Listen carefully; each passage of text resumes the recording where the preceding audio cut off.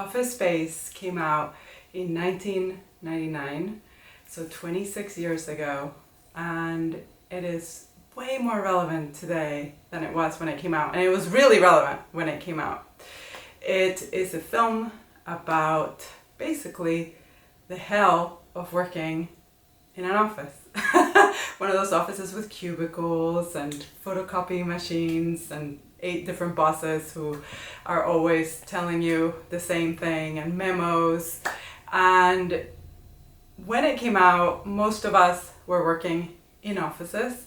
And now, after the pandemic, we have choices, or we hope we have choices. So some jobs do offer choices, whether we're going to work from home or we're going to continue to go to the office. So the film reimagined the possibility of a life without offices, and then 26 years later, we have it, right? It's here. And as we watch this film today, it's important to think about, yes, just how awful the corporate space is, but also what are the kind of things that we lose when we're not all coming together, not just Monday through Friday, because in this film sometimes you have to come in Saturday and Sunday to get things done.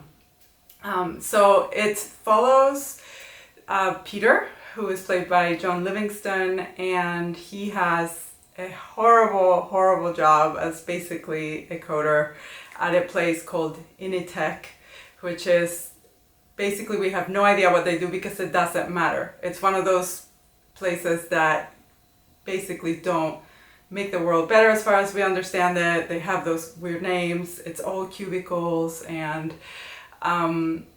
this character is trying to figure out how to live, and if he wants to live, in this hell that he finds himself in. And he goes to a hypnotist, and suddenly his life changes. He doesn't even want to go, and he thinks it's all bullshit, but then suddenly he finds himself very peaceful, and he's weighing in.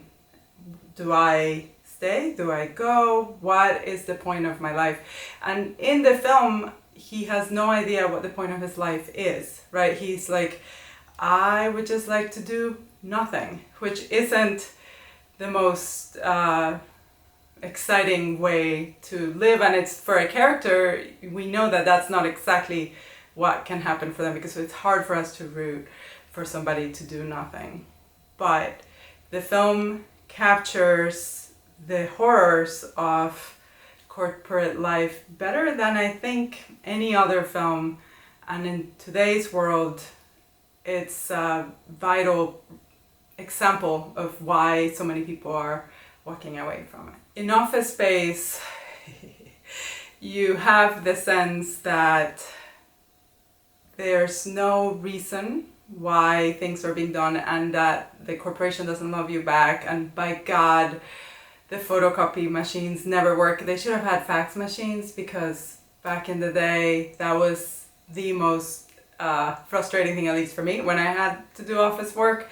All the sounds that it would make, and just the impossibility of sending a fax, and the, oh my God, if you have to send an international fax, forget it.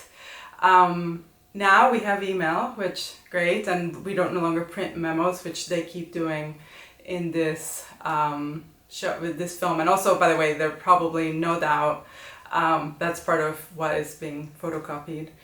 But it gets at just how empty that life feels when you're in it, right? The sense of, look, they don't care about us. They have the 2 Bobs who are there to basically decide who they can fire, and they're like firing people left and right, whether or not they're doing their job. So you find yourself lost in this space where you don't really care, and they don't seem to care either. And the thing that you're working towards is vague. You have no idea what it is that you're even trying to create or build with your job. So in that way, Office Space really captures why so many of us during the pandemic said, you know what, I need to find meaning in my life, I need to do something else. Office Space also gives us a reason why we do it, which is, unless we're independently wealthy, and most of us are not, you have to make a living. And making a living isn't just about the money. So even though we have all of these horrible things that happen in the office, and there's a clear sense that the corporation Innitech does not care about its employees, the people in their jobs actually do care about each other, partially because they're all trying to figure out how to survive this very exploitative system that they're in, right? So the film makes an argument for the value of the connections we make at work, not necessarily if they are about work, because in this film at least they're not all very excited about the things that they're making together, but rather as support systems that we can have. So Michael Bolton, best name, and Samir are both consistently, escaping work with Peter to sort of make sense of how to survive this very difficult and complicated space that they find themselves in, and they truly do not care about. And I think in today's world, as so many of us have gone remote, there's also like a deep sense of loneliness. We are experiencing higher and higher rates of people feeling disconnected and alone, and like nobody cares about them. And this film reminds us that with all its nonsense and all of the, oh my God, dread of Innitech, there's also a great value in the people you meet and you get to know there. So as we think about, corporate America, the film does remind us of the connections that we're potentially missing. Office Space also gives us choices, right?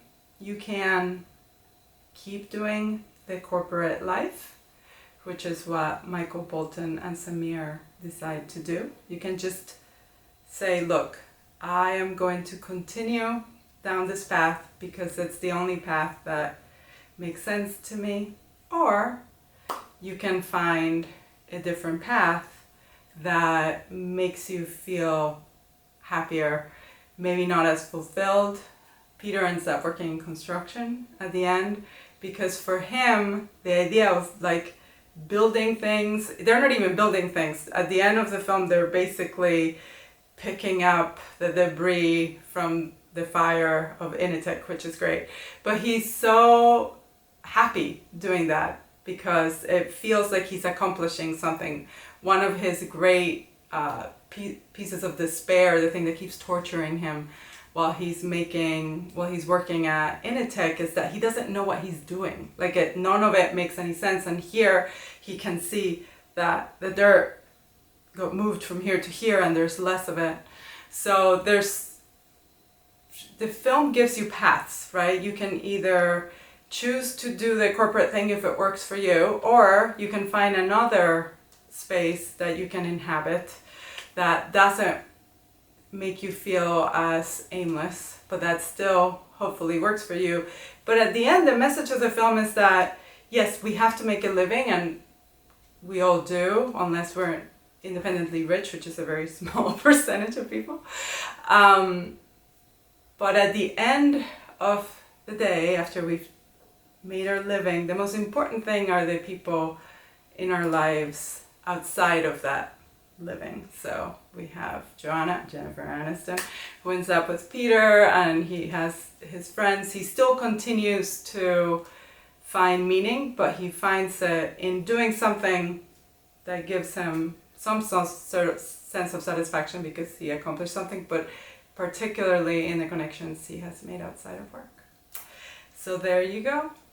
As we all sort of think about our new lives today where we can work remotely, but we don't have to, but some of us feel a loss from the remote work, this film will really deepen your understanding of what corporate hell used to be like and of what it brought you that made your life, if not better, at least a little richer.